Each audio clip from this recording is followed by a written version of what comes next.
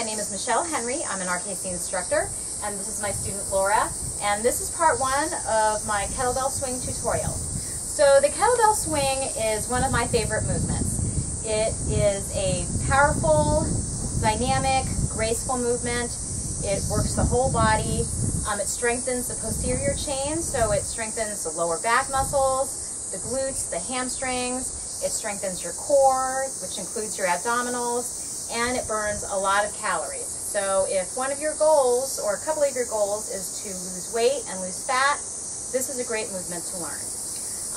The thing you need to remember is that you don't just pick up a kettlebell and swing. A kettlebell swing is taught in a series of steps. So the first step that you'll learn is the hinge, because the swing is a hinge. It is not a squat. So a squat is an up and down movement. Okay, so here's a squat. Your hips are actually going to come down. So you squat down, and then you come up. Okay, whereas in the swing, the hips drive back. Okay, so they push back, and when you push your hips back, you can actually load your hamstrings and your glutes to get that powerful hip snap forward, which propels your arms and the kettlebell forward to create that forward swing. Okay, so the best way, or a good way to learn the hinge, is to hinge your butt back towards a wall. So here's what you're going to do. You're going to stand in front of a wall, maybe about foot lengths away. All right. You're going to get your feet shoulder width apart, feet rooted to the ground, and it's important to note that you want to do the swing and learn the swing either with bare feet or with minimalist shoes, because you want good contact with the ground, and if you wear cushiony shoes, you're not going to get that contact. Okay, so feet rooted to the ground, feet are shoulder width apart. You're going to go ahead and find the crease in your hips and just push your hips back. You'll drive your hips back. You want to feel the weight in your heels. Your shins stay vertical. You touch the wall with your butt, and then you stand up nice and strong. Okay? So hinge back, feel the weight in your heels, shins vertical, you feel the load in your hamstrings, stand up nice and tall. Okay? Now you can play around with the distance that you're standing away from the wall. I'm actually just going to take a little step further just to see if I can hinge back a little farther. Okay? So I'll hinge back. I feel the weight in my heels. Feel the load in my hamstrings. I touch the wall, stand up nice and tall.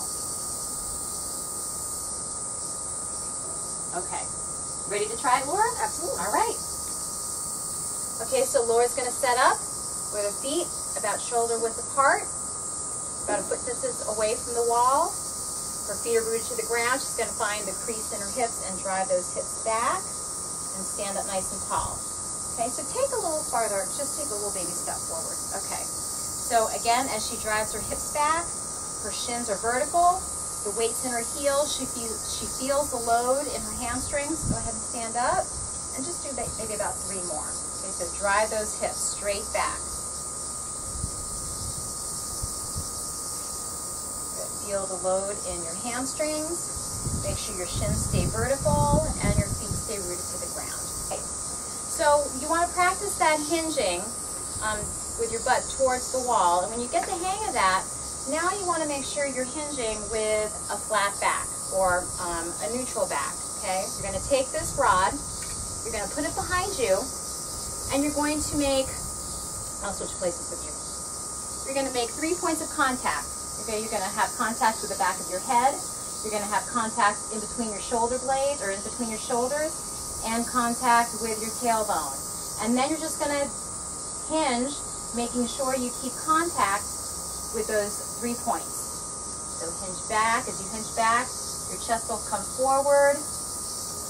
Okay? Hinge back. Same thing. Your feet are rooted to the ground. Weights in your heels. Shins stay vertical. You feel that load in your hamstrings. All right? All right, why don't you give this a try? All right.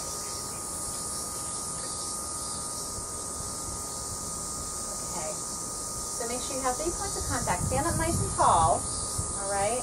Your ponytail might get in the way. All right, there you go. Okay, so she's made point of contact with her head, between her shoulders, and her tailbone. So go ahead, Laura, and just drive those hips back. Again, make sure you remember the form that you practiced when you first started hinging. Feet are rooted to the ground, the weight's in your heels, shins are as vertical as possible. As you hinge straight back, you feel the load in your hamstrings. Okay, do one more.